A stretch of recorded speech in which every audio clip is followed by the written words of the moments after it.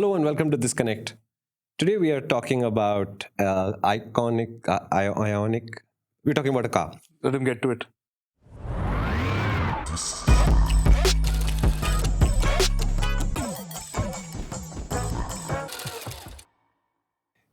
We've done this before with the Royal Enfield Super Meteor. Yeah. You guys said that you loved it.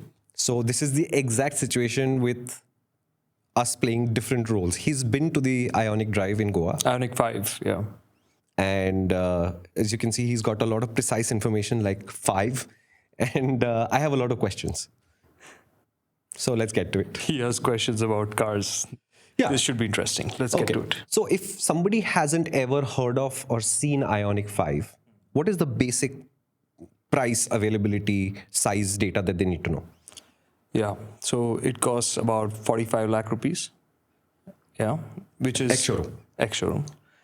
Which is really interesting. Actually, that's a key point for the Ioniq 5 because, Kia has the EV6, which is built on the same platform, roughly the same size, but that costs 15 lakh rupees more, right? That's because Hyundai is assembling the Ioniq 5 in India, whereas Kia is bringing it to India as a CBU, right? Okay. So they've managed to save on taxes, and that benefit is coming to the customers. Got it. And it's really cool because there's so little to really do in a EV to make it here in India because they're not like sourcing parts here in India, right? They're assembling it. So it's effectively the battery pack that comes separately and they put it together and a few other components, stuff like that. So it's a relatively simple process, but it still gets the tax breaks. So is the EV6, because it has a 6, better than the Ioniq 5, which only has a 5? Well, that's a damn good question. Huh? I'm not sure because I've not driven the EV6. Okay. So the Ioniq 5, I'm quite impressed with it. And for reasons I just did not expect. Okay, so let's first start with the reasons that we did expect. When we all saw the Ioniq 5 for the first time in pictures, the sideways shot, remember the sunsetty grey dark shot? We all thought, holy cow, that's a good looking car. Is it all that? It's more.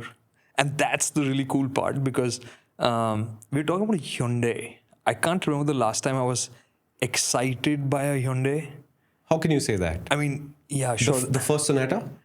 Exactly. We'll have to go all the way back to Santro, Sonata, and Creta. Okay, we have the second gen Creta now. The ugliest Creta ever. Well, that's in your books. But it is in my books. I'm not talking about your book. I'm talking about my book very much. Actually, there's lots of interesting side conversations about that as well. Like when the Creta came, everybody went like, what the hell is this? The second generation, right? What is this design? But I think somewhere that shock and awe just kind of works because it then kind of gets imprinted in people's heads. Same thing with the name, right? You remember when the name was announced, Creta? People went berserk, right? Like, what the hell is this name? Were there memes back then? I don't remember, but it was the equivalent of that, right? Like people just going all out, ripping it apart. But now, does anybody remember? I mean, do you think about it that way? Like, I remember, like, the reason why I'll never buy a Creta is because when I upgrade from that to, let's say, a Tucson, then I will be an ex-Creta owner. And I am already one of those in some ways. So the Creta name, I'm sorry, there's no way to justify it, even if you've gotten used to it. You go into somebody's house and they have an accent wall and it's like some really ugly color. Just because they've learned to ignore it doesn't mean that it's not an ugly color. Oh, I thought you were punning on accent now. No. See, as far as I'm concerned, we were doing this just before the mic started rolling, right? The Verna in the vernacular markets, the accent, there's so many jokes to be made. Let him get it out of the system. Go ahead. What's the significance of the Ioniq name? Dude, it's bizarre. The name they've created, basically it's an acronym, so to speak. The only one. Also, it's not Ion and Iconic. That's what it is in my head. Okay. But they've also defined what each letter stands for. I can't wait. The only one you want to know is Q. No. Start from the top. What is... Dude, I'm not going to remember that. The book is there. Okay, so the I, O, N, I are all normal things. They are just reasonably normal things. Convenient. You get to Q and there's very little you can do. So there's 2 I, so I'm assuming one of them has to be incredible. Yeah, I think that is there. Right? If there is an N, it has to be novel. Right? It can't be coronavirus because that's something else altogether, right? So it has to be novel... Wow, Shumi. Technology, let's say. Has to be something like that. I haven't read this book either. Okay, what's the Q? I thought first time I read it in a press release, I thought it was a mistake, right? Quenching convenience. Quenching convenience. I kid you not. Do you thirst for convenience? Quenching convenience. Okay, this is I mean, all this is the part that you just wonder what the heck is going on. And then we really looked at it in pictures and thought that, wow, that looks good, right? But then you see it in person and it makes you take a step back. It makes you think. It makes you wonder. And that, I think, is a fantastic win, because a car, you look at it and you wonder, what is that really? That's incredible. Because I don't think you've done that very often in the recent few years of looking at new cars at all. Yeah, I mean, definitely not, because you look at that in pictures and you're thinking that's a hatchback. And then you read that they're calling it an SUV and you're like, yeah, this is the usual bull, right? And then you walk up to it. And you say, this is the real bull. This is huge. That car is massive. It's just that all the lines are a hatchback line, and they have their history written in there, which is the first passenger vehicle, the Pony from the 70s, and it's styled along those lines, which was a hatchback. And this has those same kind of angular lines and all of that, but it's just XL. It's just XL. Its roof line comes up to like here. So it's not a low car, it's not a small car, it's big. And when you're following it on the road, you look at its width and you're like, yeah, that's an SUV. Okay. So it's really funky. And I think that Hyundai, I mean, this is showing a spirit of Hyundai that we've not seen in a long time and is much needed. But if you were to take hatchback lines and then scale them up to SUV size, it could also go horribly wrong. But it didn't. It could. I mean, think about it. If Volkswagen took an air pump, connected it to the Polo's exhaust and really pumped it full until it became an SUV-sized car, I don't think it would be as good-looking as the Polo. And I'm not saying the Polo is a flashy good-looking, but it's a lasting good-looking. Correct. It looks good It's for classy. a long time, right?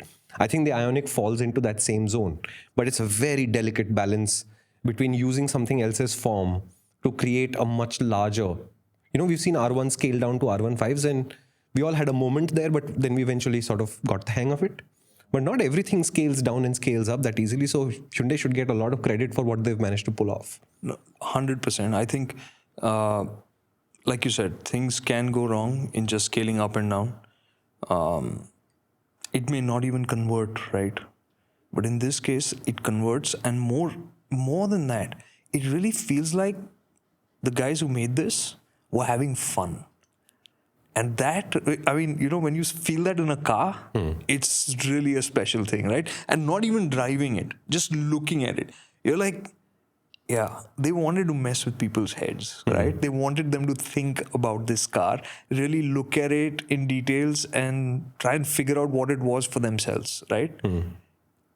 Like small details, right? You look at the grill, just under the grill on the bumper, there's a panel, right? When you look at it, it just looks like a smooth, clear glass kind of panel with a grey underlay. But I walked past another car and I saw that it was textured. And this is during the day, right? Not at night. It was bright daylight. And I'm like, whoa, so there are two different specs of cars here, right? So I went and asked somebody, are there two different specs of cars? They said, no, they're all the same. I said, but that's a textured finish and this is a plain gloss finish. Like, no, the cars are the same. So then I went and turned the car on, and they have light inlays, light bars in that section, and it's done so well that you don't realize that they're light bars in the day. Right? They're really slim lines, and they make it seem like that panel is textured during the day. So it's just like they constantly, you look at the car, and you get this constant sense that they want you to look at it and look at it again. And they've done really clever things to get your attention. Like inside the cabin, one small thing, like playful again, right? The pedals, the accelerator has a plus on it and the brake has a minus on it, right? These are metal pedals. That's not them playing around. They want you to think of it as a video game. No, nobody reads the manual anymore. They're just solving that by saying you press plus, the speed increases, you press minus, the speed decreases. You remember how we said safety systems in cars are designed for dumb drivers? Yeah. And safety systems on motorcycles presume you're going to bring some amount of skill onto the table? Plus and minus. Let's hope nobody ever needs it for that reason. But yeah, so I love your optimism. Have I ever said that to you? I believe we'll be better. We'll all be better together. So From the point of darkness, you can only move towards the light, bro. oh, come on, man. We've got the darkness already. So yeah, it was a car that really made me rethink what I had assumed about it. So we've seen a lot of design innovation in car design, especially since the electric vehicles started coming out. Let's call it Tesla. Yeah. Okay. It's not like you couldn't do these things to an ICE car or a petrol or diesel. Why is it that when the EVs come, then suddenly all of this creativity comes out? But if you're plunging a petrol engine in it, then I just need a bonnet and need a couple of power bumps here and there and a couple of badges. Actually, some manufacturers just go overboard with the badges and they put 35 badges on the back. Why is there a active, almost racial discrimination between the ICE design and EV design? What is it? It's a superb question. And I'm not kidding. I was pondering that when I was spending time with the Ioniq, because there are all these elements which are just so charming, right? They give the vehicle a personality. And as I was thinking about it, it struck me that maybe because things have gotten so much easier, like to design a car now, to build a car. I mean, this is built on the eGMP platform, as Hyundai calls it, which is their new dedicated platform for EVs. What? eGMP, Global Modular Platform. Electric Global Modular Platform. Yeah, right? Very creative there. So, I see what you did there. So at least there's no quenching convenience in it. No, it quenched my thirst for the idea. What does eGMP stand for? And the answer was obvious. Well done. So when we are talking about EVs, right, we are seeing that the common analogy is, the common simplification is that you've gone from 2,000 moving parts to 20. So the core engineering that's required. So this is just a employment exercise for potentially unemployed people. It is a way to get customers, because see, we've been talking about EVs all the while. Now in two-wheelers, it's a bit different, but in cars, the hygiene level is very high. Sure. So EV experience, like I always spoke about this to people and they would be like, oh, Tesla, Tesla, Tesla. I said, that's because most people are experiencing EV first with a Tesla. Right. As likely as not. So you're blown away by saying that, oh, the Tesla is awesome, right? And it's a otherworldly experience. And I'm not saying that they don't have an advantage in terms of the performance or the range that they're delivering. But the EV experience is going to be similar across brands. Could it be that all this coolness is going on because of what you said? Personality. So they have to build a personality. ICs just have personality because they've got sound and they've got vibration and all of these things. And the EV is a relatively inert experience. So you have to build some amount of artificial, but it can be useful, personality into the vehicle by doing stuff like this. Exactly. Because now the vehicle driving experience is by and large going to be very similar. And I'm going to come to this point again a little later. It's going to be a very high standard. So how do you differentiate your product from others? Because if it's electric, it's going to be quiet. It's going to be smooth. What you're going to make a differentiation is on the basis of what range it has and what kind of performance it has. And if you're looking at the more urban environment, performance is not going to be a big issue when we're talking about EVs, right? Sure. It's going to be good. Yeah. And there are lots of layers in this conversation. So we're going to come back to what this drive experience means, what performance means. I really want to talk about that as well. Okay, so what's the coolest gizmo in the car that you will notice and you're like, wow, what a great idea? Gizmo, actually, no. Okay, design feature. No. Rear wheel drive. That's rear the wheel feature. Drive. It's rear wheel drive, and its ESP is super easy to switch off. So the shoot location, which was designated for us to go and take a couple of pictures or whatever, because it was a really short drive. How short was it? We spent a couple of hours with it. Oh, it's not 20 minutes at least. No, not 20 minutes. Okay, not good. 20 minutes. We had a couple of hours. I think we went at 9, came back around 11:30, something Not like bad. that. Yeah. And you spent all of that time driving the car. You didn't have No, to. so I was sharing the car with Vikrant from Carwale. Got it. So he drove on the way there, and I spent time in the back seat. Got it. And on the way back, I drove, and he spent time in the back seat. Right. So that's how we split our time with the vehicle, and the ESP was really easy to switch off.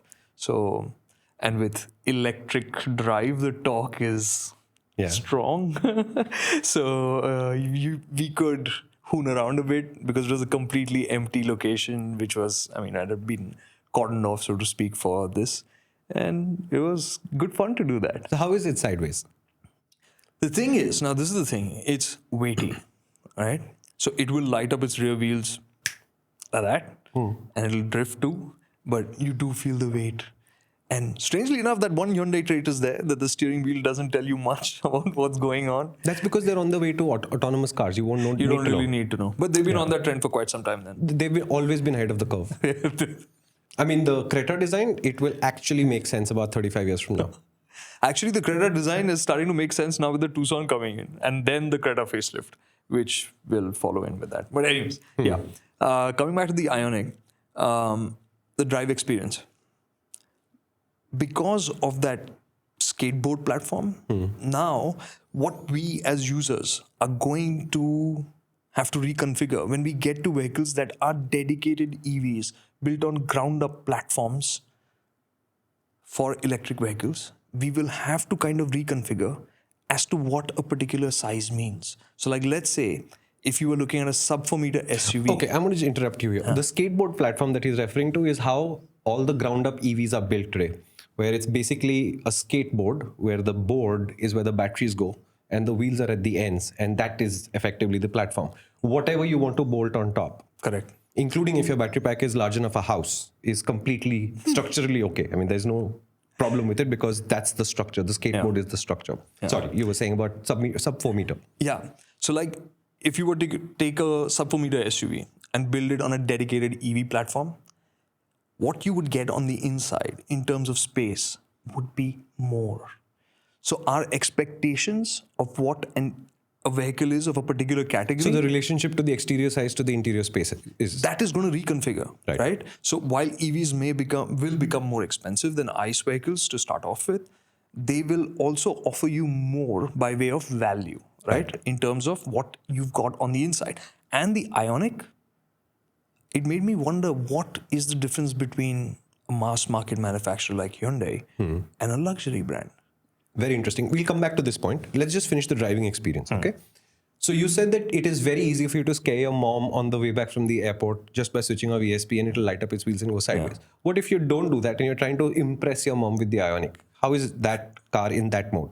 Very clever. So what they have done, whether you're in the normal mode or the sport mode, if you put your foot down hard from a standstill, it doesn't dump the torque. So they have been mindful of that because lots of EVs, like they can be very sharp, like really strong performance, right? Instant. But they have kept that calibration for the initial acceleration really smooth. Okay. Which is why if you're rolling and then you go hard on the accelerator, then you can feel all the torque come in. Right. Otherwise, it's a very nice gradual acceleration. But not slow. Not slow, definitely not slow. But it's not like what it does when you're mid-corner and you go hard and you suddenly find the rear wheels lighting up like that. It doesn't do that when you're going off the line. Right. It's very nicely calibrated so that you can be smooth, clean. There's no head nod and none of that jhatka business happening when you're driving. So that's been taken care of in that. So in that sense, the idea of a reasonably fast family SUV sorted. Yes, and all the more so because, like I was saying, the sense of space on the inside.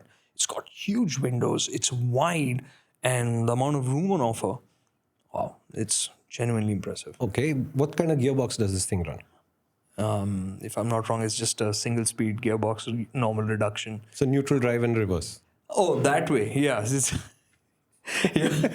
just got it's got these nice chunky lever which you just have to twist to choose whatever mode you want to get into, which is It's stock mounted, you were saying. Is it mounted on the stock? It's a stock mounted behind the steering wheel, but you don't push the stock around. It's got this little knob at the end which you twist. So but it's really chunky, and that's what you remember about it. On the steering wheel itself are the paddles because you can control the regen. That Hyundai thing I just don't understand. Yeah. It was there on the Kona that we drove in Turkey also. One of the most useless things I've ever done outside the country was that Kona drive because it seemed like it was more tourism than the Kona. And then the filming location was terrible. The guy who was filming said, I don't have a mic. It was a mess. But what I remember was messier was this paddle controlled regen thing because it was very difficult and non-intuitive to use. Oh, really? If in the menu, you could select from, say, 5 levels of regen. And okay, as a journalist driving the car for a short period would be troublesome to me. But as an owner, I would try a couple of modes before I figured out where I'd like to set it. And then I set it and I forget it. I don't want to mess with this any further. You know, I don't want to have to use the brake pedal, the minus pedal, and then press this to increase my regen. It's unnecessary work in a vehicle that's supposed to make your life simpler because everything is easier to do than it used to be in the ICE era, right? I mean, the reason why we don't have the gearboxes in the EVs is primarily because they make torque so controllably and so much for all of their rev range that you don't need a gearbox anymore. It's a flaw of the ICE system that is just eliminated with an electric motor, right? Fundamentally, why are you complicating the control structure for a 1% benefit? Yeah, I'm that 1%. I enjoy it. What did you do with it? Because see, it just lets you, depending on traffic conditions, right? Now, let's say if I was in really thick traffic and I'm still driving fast, then I turn up the regen. So I'm getting, as soon as I lift off the accelerator, I'm getting braking, right? So my need to intervene is reduced. But like you said, not everybody is going to want to use it. I think it's another way of getting a sense of involvement for people if they're looking for it. Most people, like you said, will just tap the paddle. So like if you want more regen, you just tap up. I think it's got 4 levels or 5 levels, something like that. So you can choose how much engine braking you want to get the retardation, to slow down whenever you're going off the accelerator. So if you're driving easy, you just go on the other paddle and reduce the amount of regen. So you coast more. So is that? Sounds ugly. I'll tell you this. I was in Canada at the Michelin Bibendum Challenge, and they had a Tesla which you could take for a test drive. It was a Model X, I think, but I'm not sure. It was in single pedal driving mode, and we went around the block, 400 meters. Yeah. 200 meters in, I knew exactly where to lift off the throttle, what the engine brake would do so that I could come to a stop at the traffic light without ever touching the brake pedal. Right. And I think the simplicity of the control system, and I didn't even set up the system. It was whatever was in the car at that point of time because this was a test drive car. It was the simplicity of the system that allowed me to learn it that quickly and then never think about it again.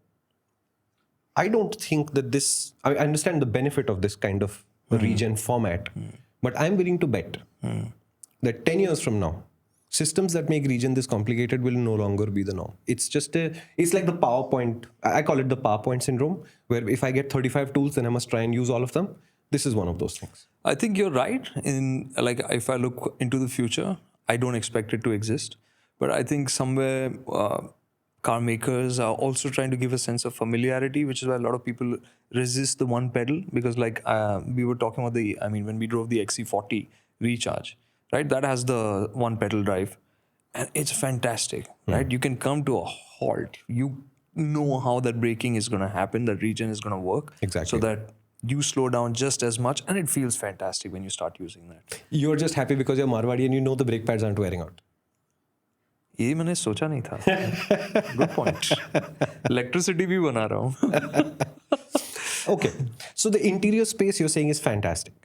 The boot space should probably be fantastic because of the packaging advantage. It's just a little high, but yeah. It's super easy to drive. Yeah. And you can go very, very gently, like Mum Airport.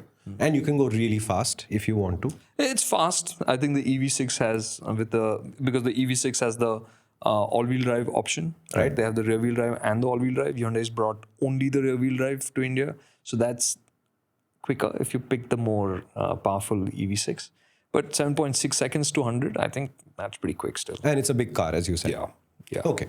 And the prices, what's the price difference between EV6 and Ioniq 5? Remind me. So like to like, for the rear-wheel drive, the single motor is about 15 lakhs. It's 45 and 60. Thereabouts, Right. Yeah. Well, that's a substantial price difference too. It's a substantial difference. So why is Kia not assembling the Ioniq 6 here? Because honestly, it's not a lot of work. Yeah.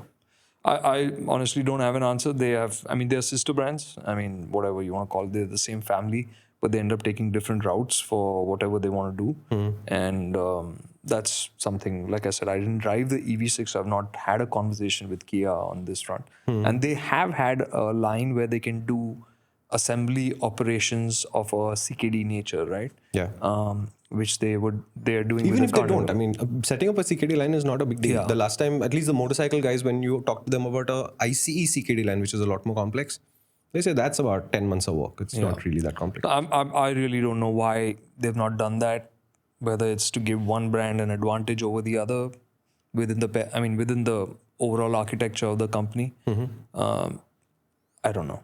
Okay, let's come to the most interesting point that we haven't talked about yet. You said that when you drove the Ioniq 5 and you felt the feelings that you felt, you couldn't understand how they would differentiate a mass market product from a premium product going forward. What does that mean? Because first and foremost, your drive experience. When you think about a luxury vehicle, right? What is it that really hits home? The chauffeur's uniform and whether you have body odor or not. No, I'm talking about the vehicle, not who's driving it. Okay, come on, once more. It would have to be the silence inside the cabin. At a very, very core level, it had to be the silence. The sense of being isolated. Yeah. Right? So now with the EVs, that's by and large done. And Hyundai has gone to great lengths to improve the sound insulation on this, right? And when you open the hood and you look at the car, the amount of foam there to dampen the sound, the vibration is huge. And they also spoke about it that, because it's an EV and they wanted to build the experience and they pretty much nailed it. It's quiet car. I mean, sitting in the back, the one sound you do hear every now and then, which was unexpected for me, is the motor whine when it's going into regen. So just quietly you can hear that, like that. So, but if you're sitting up front, you don't hear it at all. So it's a really quiet cabin because it's that EV architecture. You've got all that space. And the interior itself, they've taken designs. Basically, the design is something that we've seen with the Hyundai Nexo, their fuel cell vehicle, which was supposed to be like this futuristic vehicle any which ways. But it's a clean design. Oh, I thought the Nexo was a Mahindra. No, my mistake. There's also the Nexon, right? So that's a Tata vehicle. Yeah, that's a Tata vehicle. Yeah. Okay. So they've gone very clean, minimalistic, and they've used very light colors with the Ioniq 5, which is a bit of an issue considering our environment. And if kids are involved, it's going to be a little bit of a challenge. But with that in place, with the sense of, oh, wait, I didn't talk about this. The front seats have this lounge feature. They have some fancy name for it, like they do for a lot of other stuff. Which I assume was designed to quench your convenience. Exactly. And it does quench because it goes into this complete recline pose and it has a calf rest which kicks out. And they have this massive panoramic sunroof.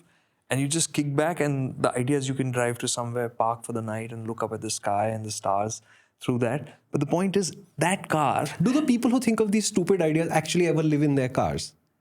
The only time I have slept in a car using whatever recline features available was in a Mahindra Xylo. Oh, yeah? And that was because my wife was in the ICU and the ICU waiting room was full. Oh. And so I went down, found a cop, and he said, okay, if your wife is in the hospital, we won't bug you. You can sleep in the car the whole night. And that's the only time ever in 23 years that I have found myself sleeping in a car. But see, if you were in the Ioniq 5 at that point in time, you would have been Oh, the battery would run out and then you'd be stuck nowhere waiting for a RSA truck. In the meantime, you could use the lounge feature to look at the sky. We didn't speak about the battery pack actually. That's also something. We'll come to the battery pack last because it's the most critical part of the discussion. We were still talking about luxury, mass market to luxury. Yeah. Okay, so if I were to take the idea that the isolation and the silence is the key to the luxury experience and an EV just has it, what does, say, Mercedes-Benz or BMW or Audi have to do when these become the new standard? What do they have to unlock so that they are still seen as the top of the class? I think they're already on that. They've already been building for this future, which is why you see what's happening with premium cars is the features. It's how you can wow, right? So when do you cross the line from gizmo to gimmick? That's a tough one. I really don't know. Like there are so many things that I could easily live without, but a lot of people, like soft door close. It's okay. I mean, I just think about you've added weight to the car with those motors. I could do without it, but for some people it's like, yeah, I mean, I don't want to bang the door shut. It's a luxury car. It closes gently. So yeah, all those kind of things, right? So the differentiation becomes in the kind of equipment on offer. So does it have massage seats? The rear seats are only heated. The front seats are cooled as well in the Ioniq 5. Whereas in a luxury car, you wouldn't go without massage functions and 2 screens at the back, which screens, motors to massage you, shut doors. I think that's the way that premium cars are taking it forward. So it's a, yeah. As a motorcyclist, Yes. this whole thing that you just said, Yes. Trust me, there'd be a whole bunch of Harley guys who'd love a seat that had a massage function with it. it's called the engine. They've sorted Maybe it. too much. They need something to counterbalance They've it. sorted it in their more recent models to give them credit where it's due. But Harleys have always had a massage function. Yeah, since these don't have it, they'll have to build it in. You know, there was a time when the Royal Enfield Taurus, you remember the Taurus with the diesel Yeah. engine? So the joke went that there were 2 ways to do contraception. Okay, one was Nirodh, which was the... I thought this conversation had been going pretty well up till now. one was Nirodh, which was obviously the government promoted in, contraceptive and the ads were everywhere. The other was to ride a Taurus. Have you ridden one? Nope. Nah. I've only seen one. I've also not ridden No. one. So, okay. Now let's come to the battery pack. Actually, even before that, experience, right? So there are some like Kooky Things, which are pretty cool as well. So there's what's called as V2L, vehicle to load. So you can actually draw power from the battery for things other than to drive the vehicle, right? So there's actually like a 15 amp socket, 15 amp? Oh, anyways, a 3-pin socket under the rear seats. So you can directly plug in your laptop and sit and work there without worrying about charge. Even the They charging. added a plug point. Yeah. And so they had to give it a name. No, there's more. So even the charging port, they have an adapter. So it looks like a charging gun. So you just connect it, but you flip the rear open and there's a plug point there. So you could go park the car somewhere. And if you have an electric stove, you can connect it and sit and cook over there and stuff like that. I love it. It's so cute. When would you actually do any of this? Now you can. But Because now you think about it, you say, I'll go camping and I don't have to worry about electricity. Don't have to set up a bonfire. I can be eco-friendly even when I'm camping. I take an electric stove, I've got lights and set it all up around my car. Sorted. I love it. I can't help it. I'd want to go camping at the Ioniq 5. why leave home? I don't know if people will. But why leave home? You've got lights at home, you've got carpets, plug points, the whole thing. That's why I keep coming back to this. They actually call this the second space or third space. Basically, the car is meant to be an extension of your home. That is the entire idea of this, which is why the interiors aren't. Does it have a car-y. toilet? Well, that's why you go camping. Does you it- go lost. Does it have a toilet? Not yet. Then it's not your second or third space. This is not being stupid about it. It's just a damn car with a plug point. It can drive you to a toilet. With a plug point with a name, don't forget. It can drive you to a friend's house who has a toilet. See, VTOL is a very cool acronym. V2L is just represents nothing. He's a cynic. I love it. Okay, it's cool. I'm glad that you love it, and I'm glad that I can imagine, going parking somewhere and I have a little picnic table and I open up, set up over there, and I'm making coffee and it's just happening off the. we've been doing this for literally decades without needing a plug point. Yeah, but now you can. Imagine hot coffee without. You know that it's not going to get used for hot coffee. It's going to get used for speakers to destroy the silence outside. The silence that you bought when you bought the EV. He has to ruin it. Yeah, I can picture that as well. Okay, battery pack. Battery pack. Yeah, 72.6 kilowatt hours.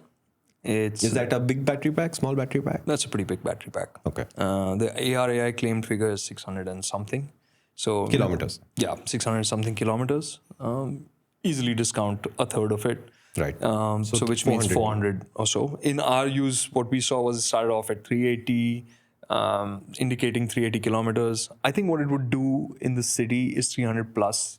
Easy. I think 350 is a number. If you're primarily using it in the city and you're driving responsibly, it should be fine, right? Because, city conditions are better suited for EVs. And of course, if you decide to switch off ESP and start doing stupid stuff, then of course the range is... but 300, I think is easy. Like you No, can and also I manage think we've covered the ground on whether an EV is relevant today in this particular context already in the other podcast. I'll just leave a link so that we don't have to belabor the point. But is it going to be as easy to live with as a strong hybrid or a ICE car? Not every day. Not on the weekend when you do want to take the car and head out for a long drive. For most of the other daily running, obviously anything with a 300 kilometer range, I don't even think it's a worry issue at all. How will you charge this? So they are offering it with two included in the price are two chargers. One is a portable charger, 3. You can't plug it into its own plug point and charge it. They missed a trick. You see the video of the Tesla, right? With the genset at the back. So yeah, That's called a range extender electric vehicle. So they've basically offered Was the two generator in the chargers. back of the Tesla a Honda? I think it was. See, there's a collaboration. It's not just Sony and Honda. No, sorry. I completely distracting and I apologize. You said two chargers included in the price. Yeah, so 3.3 kilowatts, which is basically your portable charger, and there's a 11 kilowatt charger. So they're offering you two chargers as part of the package. So I'm which is assuming the pretty cool. 11 goes into your garage and the 3.3 stays in the car. So you can choose home, office, wherever, right? And that's wall mounted. It's not going to be portable, and it's faster. Right. But faster means it's still about 7 hours. So it's whatever you do, it's an overnight charge. Yeah, it's an overnight. Should we, as customers, be breaking our heads over overnight charging numbers like 4 hours to 7 hours to 8 hours? Does it matter? I genuinely don't think so. And I think a lot of the car makers are also talking about this, that this charging is a big discussion point. But most people are charging at home, which means typically you just go home, you plug it in, the next morning when you want to drive, you drive off. So you're not thinking because about that's my assumption, right? When I walk into my house, I have a routine of how stuff comes out of my pocket and lands on what they officially call the landing strip, where my wallet, etc., etc. And I think the fact that electric car gets plugged in is also going to be part of that process of routine, because I think it's more effort to, it's 30% only, so I need to charge it tonight. Oh, it's 60%, so I don't need to charge it tonight. I think is an abstraction. I think what's going to happen is you're going to lock the car, plug it in Correct. every day, no matter what the state of charge is. Correct. So to me, whether it takes 5 hours to charge or 7 hours to charge, unless it's 11 hours to charge, it's not really going to be a problem, because now it's not ready for me when I'm ready for it. Yeah. That's it. And like whatever time we've spent with EVs, I think with two-wheelers, that was the default, because there's smaller battery packs. So you, as soon as you get home, you put them on charge.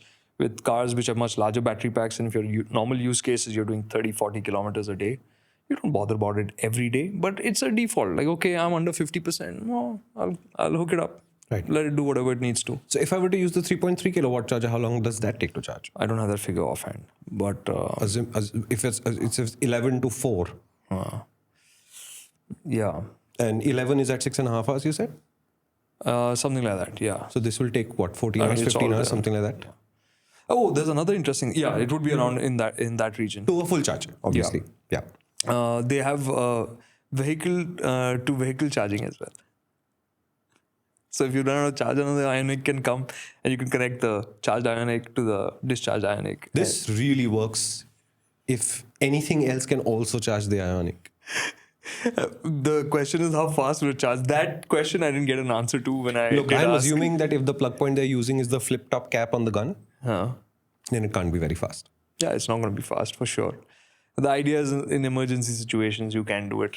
Imagine you go camping with a friend who also has an Ioniq and you had the battery on all night because you were playing music and running the fridge. Next morning, you're like, hey, how do I get home? And I'm like, okay, I'll top you up. Just enough. Anyways, so yeah, that was cool. I mean, these are all ideas which are, I think they are all exploring opportunities. Yes. This is just that, I mean, it's a crazy young mood kind of, what all can we do? Let's do it. No, not just that. I think for all the jokes that I make about it, I totally get what's going on. It's a new world. Yeah. You have the time, the resources, the knowledge, and the technology to try a lot of stuff that you've not been able to try with ICEs, because the ICEs have become a more blinkered set process and the EVs have not reached there yet. And the fact that we're ignoring those blinkers for EVs, I think is a massively good thing. Yeah. Because innovation will come from these disruptions. Some of these will get written off as gimmicks. Some of these will fall by the wayside because they were just terrible ideas to start with and not thought through. And some of these will prove to be a dramatic change in how we behave in terms of what we do with the vehicles and how we operate them. Right. So as much as I would make jokes about them because you can, I don't automatically think that these are terrible things to do. I think now is the time to do all of this nonsense, because in 10 years' Including time... the pedals. Including all of that. I totally agree. Because in 10 years' time, we will know more about this system, and then our ability to play with it will disappear. And if we don't play, we don't grow. So I'm totally on board with all the silliness. That doesn't mean I won't make jokes about it. So if you were to explain to somebody what the most mind-blowing thing about the Ioniq is, what would that be? Its presence. I think that's straight away. I mean, that is why you will remember that car. You will remember it. We didn't even talk about the Pixel, whatever, they have some funky name for that again. It's a Google phone. Did they stick a Google phone in the front? They've got these block patterns all over. It's just how they have done the details and they made it all work. It looks like, I think of it as a retro futuristic. If you went back 40 years and thought about what a car in the future would look like, This is what it looks like. And it's exciting because of that it drives well, that it does things so much, in such an impressive manner. Okay, we get it. It's a very impressive car. What have they got wrong? Oh, yeah. So there are details which don't work. Like there are these switches for the seat controls, which are just confusing. Even to get that recline function, it was, the instruction said it'll be a setting on the touchscreen panel, but it was on the seat itself. So there are those kind of things which didn't work for me. The steering from a driver's experience standpoint was too numb. But that's a Hyundai. Well, looking at what the vehicle is, you can always hope for a change, right? Aside from that, I think the one area functionally, I'm not 100% sure about it, but I didn't go wow about the ride. It's got massive wheels, and of course, it's got EV spec tires, so there's a little bit more. And we were driving in Goa where the roads were a bit bumpy, the narrower roads. So they were a bit bumpy, but I'm not 100% sure that the ride was as flat as I would like it, but it was on the whole. So there is body roll. It just has a bit of movement when you're going faster. When you're at low speeds, you're going over speed breakers and stuff, it's smooth. Which is also a Hyundai thing, right? If I'm not mistaken. Where they do have excellent city manners, but as the speeds go up, then those manners sort of deflate a little bit. This kind of a weight, like the battery pack, you don't want that. So I really don't think it's in that space. But because of your expectation of this car having, my expectation changed so much. Like think of it like, what would be the difference between this and a luxury car? Like if that was nailed down tight, man, hats off. No, I think there's a very easy distinction, right? There's 4 dots on the steering wheel instead of anything else. Oh yeah, correct. Morse, right? Morse? Yeah, for H. They're saving the cost of a badge. No, what it's supposed to be is Morse code for H, which is 4 dots. So they put 4 dots on the steering wheel, said, so cool. I like these things. At least they are doing. Hyundai is thinking out of the box. And No. Like I said, play. This is the time to do it. This is play. absolutely Because the millennials, what they've been waiting for somebody to do for so many years now is for somebody to use Morse code in their car. Reading more into this because, Hyundai and Kia's clearly got the upper hand when it's come to cool. Yeah. They've got it down pat. And somehow at that time, Hyundai has struggled. I know what they should do. Kia is cool. Hyundai should be hot. They should just make faster cars. That's a great idea. Yeah. Why shouldn't they? But if they take this, if you were to take this Maruti as a should template, do more. They should just make more cars. more cars. I think everybody needs to make more cars going by the waiting list right now. Mahindra, I am for more also. And Toyota, don't forget. Toyota T4? T4, raise prices further. What's the T word for that? It's not coming to me right now, but if you think of a T word that means raise prices His problem further. is he wants a Hilux, okay? I don't want a Hilux. I want a D-Cross for sure. VMAX D-Cross. Yeah. I want that for sure. I don't want the Hilux. I saw the interiors. Not impressed. Okay. Not for that money. Yeah. If somebody were to sell me one used at ridiculously low distress sale prices, I might think about it because it is a Toyota. It has those values. But at the price they're selling it, it's no chance. V-Cross is man crush. Ioniq. Last question. Then we'll close the podcast. Very long already. Yeah. When it comes here and we're doing the story on the Ioniq 5, what's the one thing that you'd like to explore further about the car that you didn't get to do in Goa? I would, of course, want to know a little bit more about the range versus performance, how that pans out, the ride quality. If you drive faster, how much do I drop the range? If I drive slower, how much do I raise the range? Got it. Okay. Right? What would it really be like to live with in that sense? And the ride quality. So the ride is something that I'm looking forward to exploring more.